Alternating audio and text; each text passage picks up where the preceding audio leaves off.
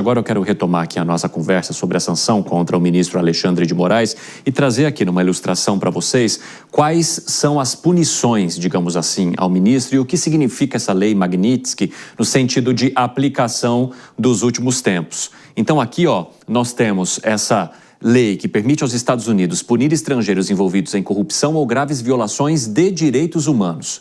É para isso que ela foi trazida à tona lá em 2012, durante o governo de Barack Obama. Quais são as sanções típicas e principais?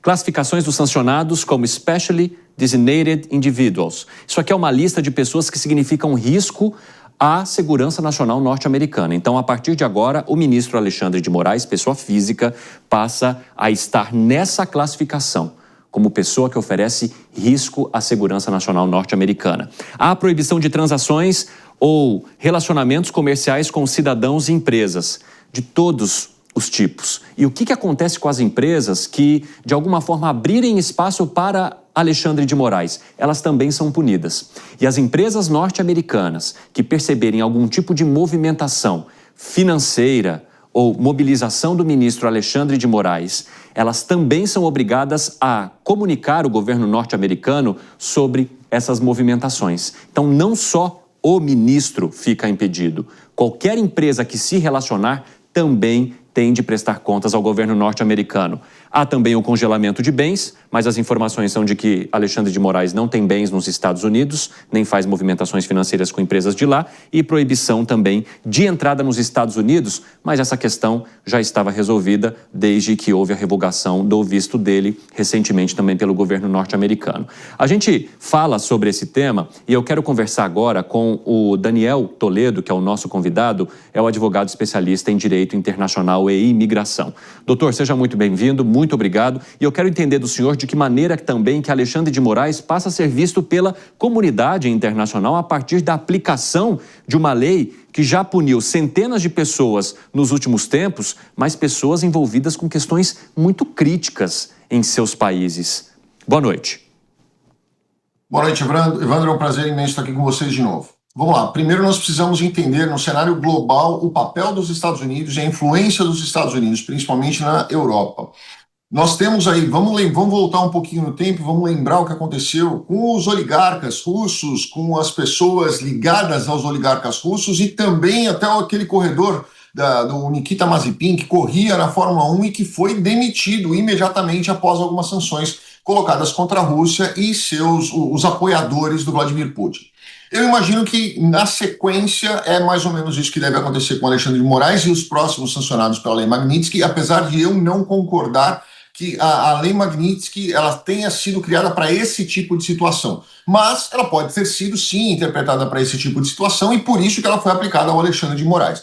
Eu acredito que os próximos desdobramentos serão mais ou menos parecidos com o que aconteceu com os oligarcas russos ligados ao Vladimir Putin na época da invasão da Ucrânia e muitas outras consequências vão aparecer, não só dos Estados Unidos, mas também outros países, principalmente da União Europeia, que eventualmente resolverem abraçar essa situação. E lembrando que nós recebemos hoje, há 2 horas atrás, nós tivemos uma manifestação, não só da Alemanha, como também da França e Espanha, nesse sentido, dizendo que, havendo qualquer indício de corrupção, excesso de poder ou abuso dentro das atribuições, eles também poderiam colocar sanções. Eu imagino que ela deve se estender também a outros países. Doutor, uma questão que me chamou a atenção é o fato também dele ser colocado numa lista daqueles que significam risco à segurança nacional nos Estados Unidos. A atuação do ministro, de alguma forma, ofereceu risco nos julgamentos em relação às empresas, a impedir que perfis publicassem em plataformas que são administradas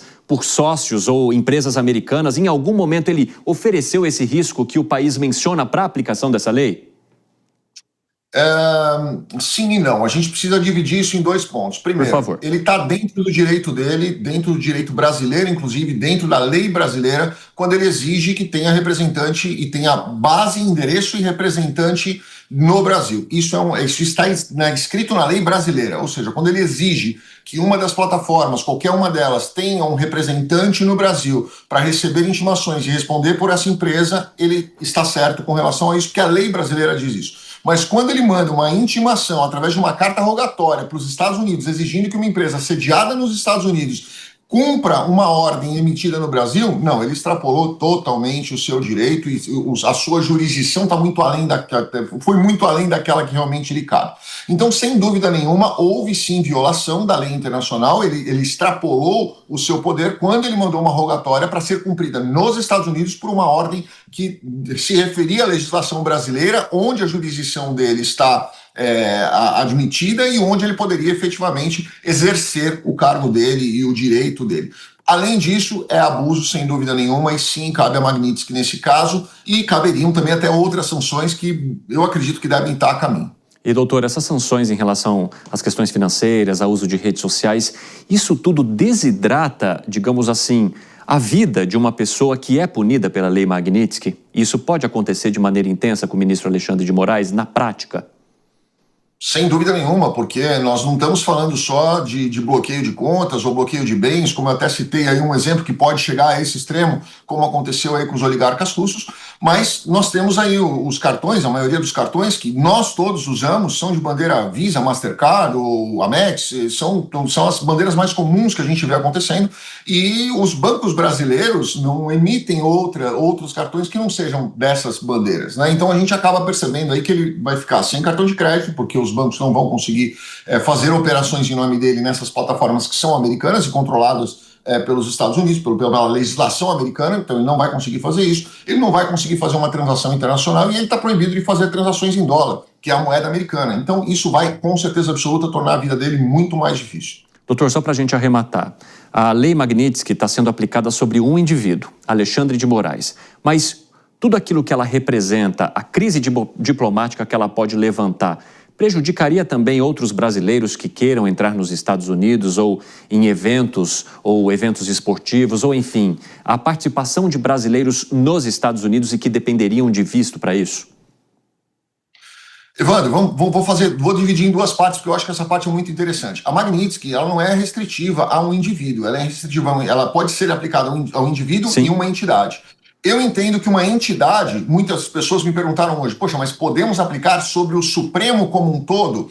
Eu entendo que não, porque o Supremo ele vai além de ser uma entidade, ele é um órgão de um poder judiciário. Então, se for aplicar a entidade poder judiciário, nós vamos colocar a Magnitsky não só nos ministros do STF, mas em todos os demais ministros do judiciário e todos os juízes também do judiciário. Então, eu acredito que não.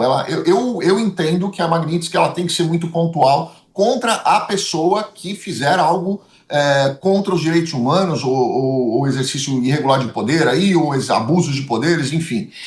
Eu acredito que ela é muito mais pessoal do que através de uma organização ou de uma entidade. Respondendo a sua pergunta, desculpa, me retorna... Sobre imigração, se isso pode em algum momento influenciar na imigração. Verdade. Eu acredito que não, e hoje nós tivemos a maior confirmação disso, né? Nós tivemos aí diversos produtos que não entraram na lista, né? Que são importantes para o Brasil, como carne bovina, principalmente por causa da JBS, que é uma potência aqui nos Estados Unidos e tem diversos representantes aqui, inclusive o próprio filho do Joesley Batista, se não me engano, ele está aqui, ele mora aqui, ele administra aqui, e ele vem fazendo uma pressão muito forte no Congresso para que não entre nessa tarifação. Nós tivemos o café, que é fundamental para os Estados Unidos e está, inclusive, sendo negociado agora aqui para que se exclua também o café, e os pescados, que têm feito uma grande pressão em cima do governo brasileiro. Mas nós tivemos aqui os principais produtos exportados para os Estados Unidos que foram liberados, que é minério de ferro, petróleo bruto, principalmente, que os Estados Unidos compra do Brasil. Nós tivemos plásticos, o suco de laranja que nós tivemos aí na semana passada, muitos representantes desse setor aqui nos Estados Unidos tentando negociar, os aviões por causa da Embraer, que sem dúvida nenhuma é um grande receita para o Brasil,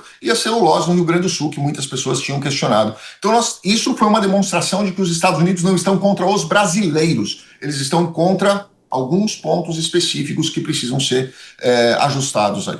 Doutor, muito obrigado pela contribuição aqui conosco. Até a próxima. Muito obrigado, Evandro. Um grande abraço a todos. Um grande abraço. Boa noite.